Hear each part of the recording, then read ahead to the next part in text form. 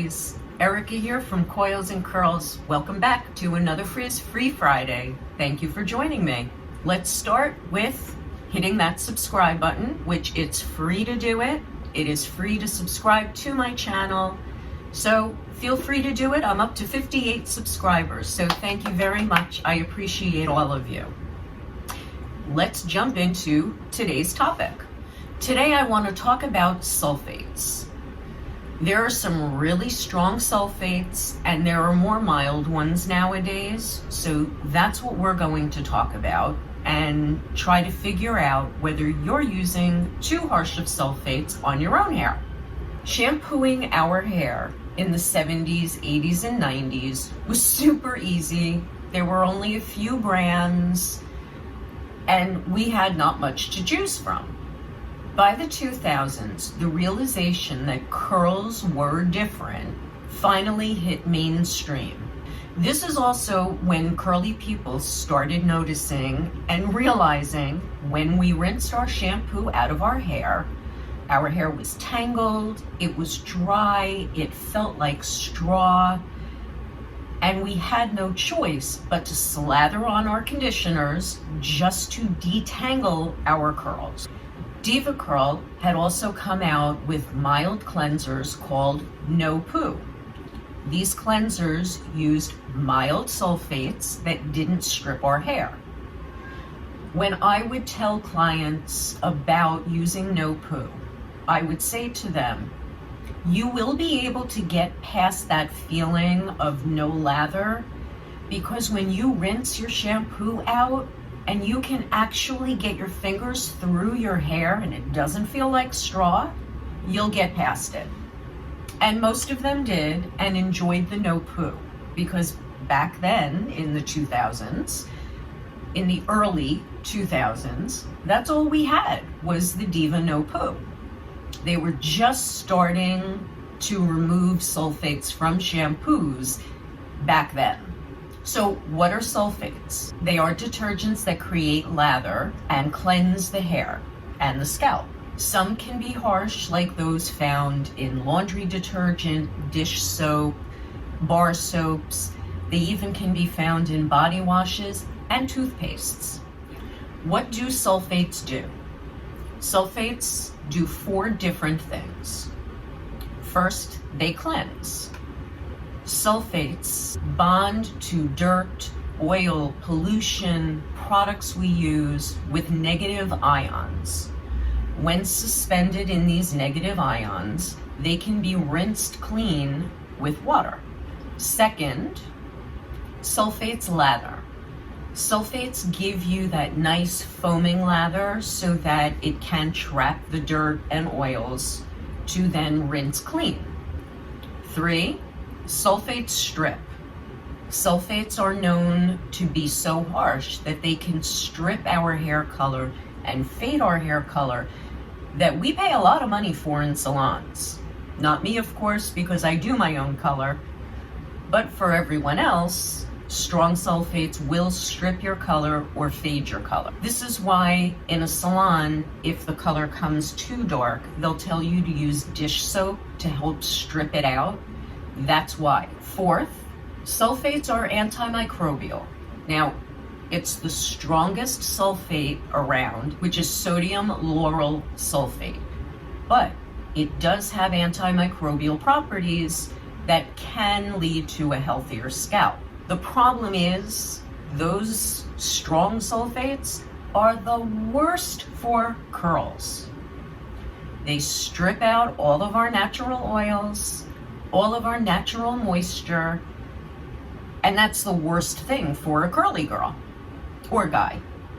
Back in the early 2000s, the belief was that sulfates were carcinogens or cancer-causing chemicals. Now they have done a lot of research.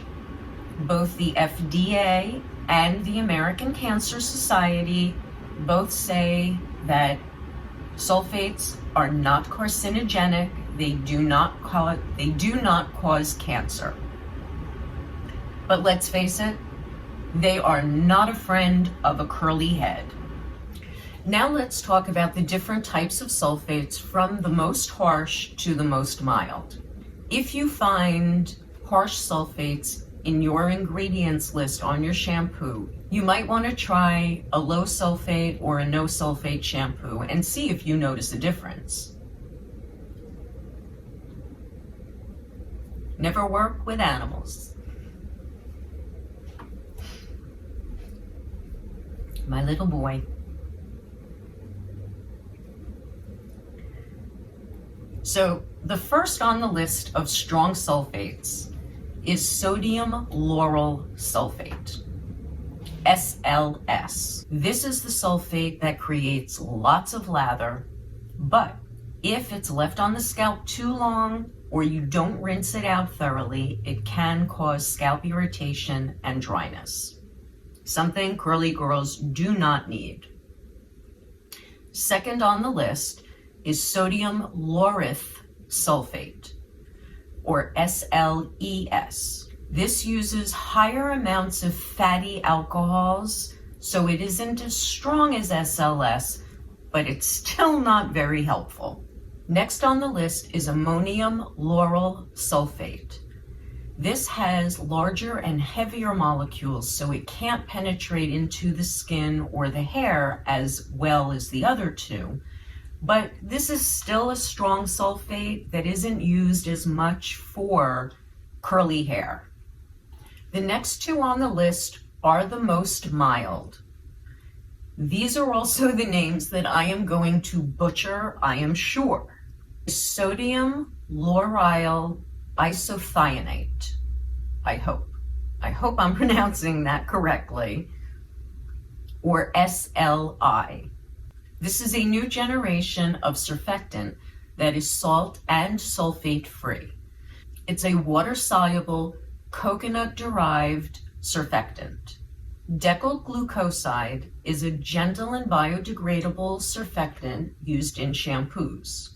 It's derived from plant-based fatty alcohols like palm oil or coconut oil and glucose. It's becoming popular because of its lathering capabilities. This is a vegan alternative, so if you are vegan and you don't want to use animal-based products, this is your choice. There are many other forms of sulfates, but I didn't want to bore you, and also I didn't want to be embarrassed over tongue-tied over all the technical terms. Let's recap what strong sulfates do to curls that are not good for us. First, they strip our natural moisture, which leads to frizz. Second, they strip our natural oils, which leave our hair exposed to the elements, pollen, dirt, pollution, and that's how it gets in to wreak havoc on our hair. Because again, our cuticle is open. It doesn't sit flat, sealing it against all of that outside garbage. Third, strong sulfates, if used on fine hair, they can accelerate the oil production. Because you're stripping all of that natural oil out of your hair, the scalp says, oh wait, we need to produce extra. And so it does double time production, and then you can get more greasy. Think about if you have someone in your family or even yourself, if you have acne with oily skin, if you use a cleanser on your face that strips and dries, your skin is going to work double time to produce extra oils so that it protects the skin and puts that barrier back. Problem is, now you're an oil slick. Same goes with the scalp because the scalp is skin. Fourth, strong sulfates strip our hair color and fade our hair color. Again, that's why a salon will tell you to use dish detergent or dish soap if your color is too dark. Helps to lighten it and strip that color out. Fifth, sulfates can irritate and dry your scalp, leading to a lot of itching and flaking. Sixth is that strong sulfates make our hair feel like straw and dry and brittle. Seventh, last but not least, Strong sulfates strip our shine from our hair because it strips our natural oil.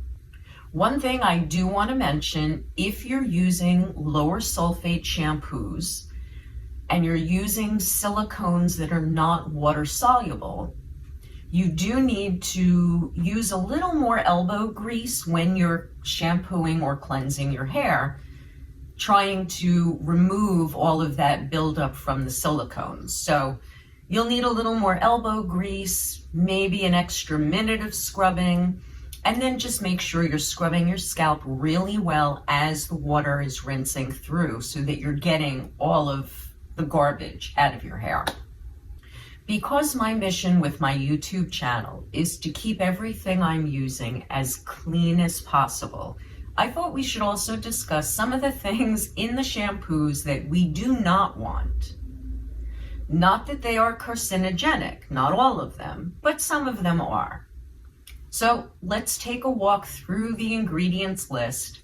First on the list are parabens. Parabens are known to be harmful. They are used as preservatives to prevent bacteria from growing and furthering the shelf life of the products. These bad parabens are rated by the Environmental Working Group as a 9 and a 10. Next on the list is formaldehyde. Formaldehyde, we know, is a cancer-causing chemical. It is a carcinogen. Manufacturers add it into products as a preservative to prolong shelf life. A common type of formaldehyde used in shampoos is quaternium 15. When I looked up formaldehyde through the Environmental Working Group, it is rated a 10. That is toxic. So formaldehyde is not something we want in our products. Next is dimethicone. Dimethicone comes in two forms, a water-soluble and non-water-soluble. Dimethicones are silicone. Dimethicone is used in a ton of hair products. It acts as a protective barrier on the hair to prevent any moisture or dirt or pollen from getting into the hair. It seals it. These dimethicones, though, can clog the pores and the follicles of your scalp that can eventually lead to hair loss. Some of the non-water soluble silicones that you want to avoid are dimethicone, dimethiconyl, amodimethicone, amodimethicone, cetyl methicone, ferryl trimethicone, and stearyl dimethicone. Some of the water-soluble silicones that are healthier for curly hair are cyclomethicone, dimethicone copiol, Lauryl methicone copolyl, or any PEG prefix before a silicone. As you can see, this was hard to read. Next on the list are alcohols. Now, not all alcohols are bad. Some alcohols are fatty alcohols. So what they do is that they add moisture to the hair. They don't strip the moisture out. Certain alcohols that begin with a C or an S are the fattier alcohols, and they are the good ones for the hair. So if you see something like cetyl alcohol or stearyl alcohol, those are the good ones. Anything that has the PROP, like isopropyl alcohol or propanol, those are the ones that you want to avoid. Those are the drying alcohols. Next on the list is sodium chloride or salt. We all know what salt is. It dries. So if you're using salt as a thickening agent in shampoos, which is what they're used for, you are now drying your curls out more because of the sodium chloride or salt. So that's something you really do want to make sure when you're reading your list of ingredients, your shampoo does not have it. Next are polyethylene glycols. Is a thickening agent derived from petroleum, which could be contaminated with other byproducts.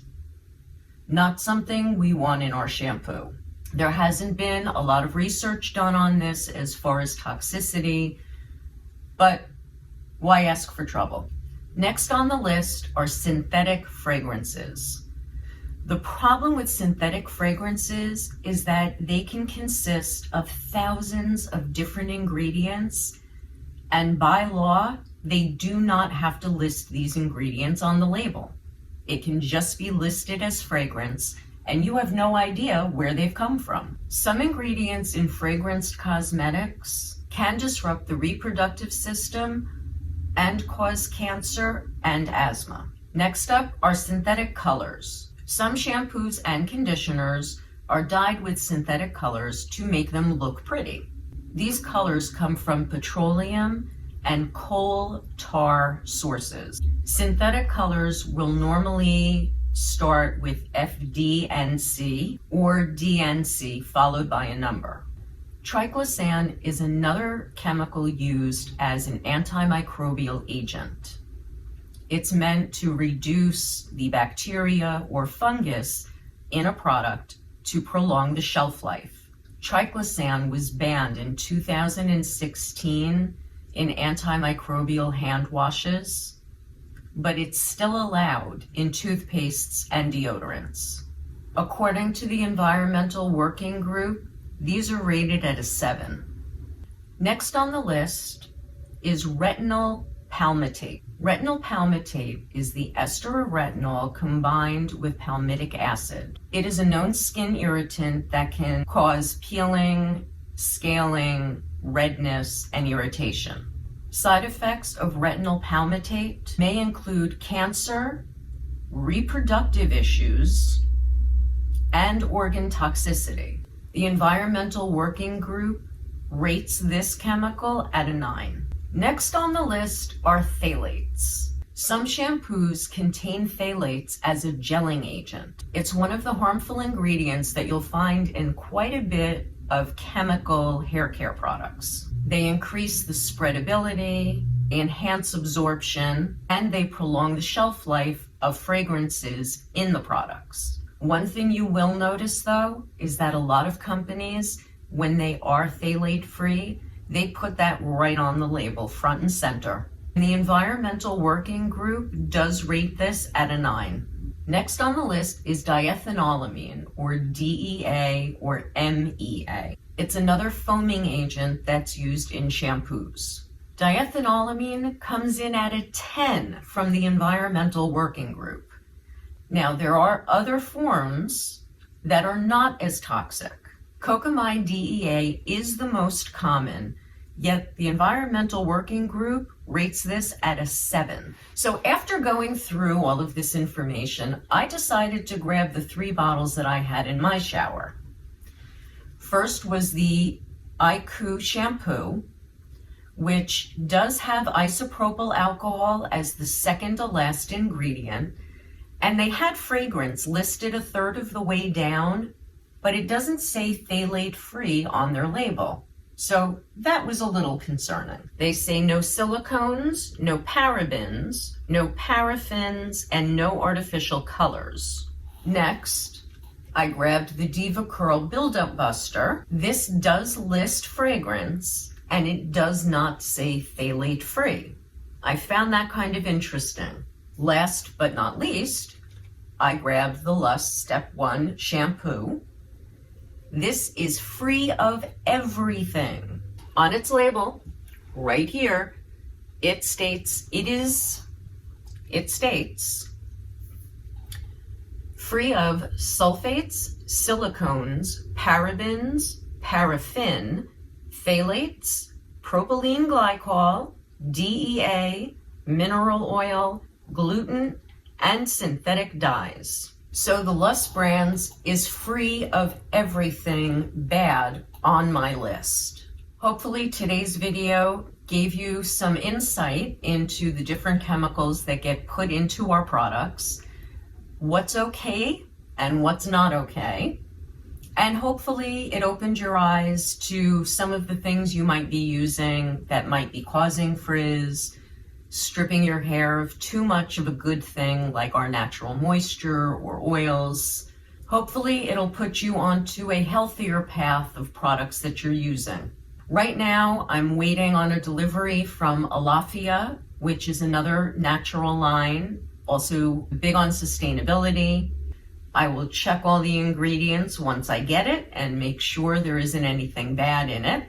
It's a decent price point, not expensive, which we like. That will probably be next week's video for you, is me trying the Alafia line. I'm also thinking about seeing what my natural gray looks like. I have always colored since I was in beauty school, so that's been since 1983. I've been coloring my hair. And I'm thinking maybe I should check it out and see what my hair actually looks like gray. So that would require me to strip my semi-permanent color. And so maybe I'll do that next week too. I don't know. We'll have to see. Then I also have products coming from Inner Sense Organic Beauty, which I can't wait to try for you because I've been reading up on them and I love that they are so clean and things are interchangeable. So I'm really looking forward to trying this product line for you. Well, my curlies, this has been another Frizz-Free Friday. Don't forget to hit that thumbs up button down below. I really appreciate it. I will see you next week, my curlies. Bye.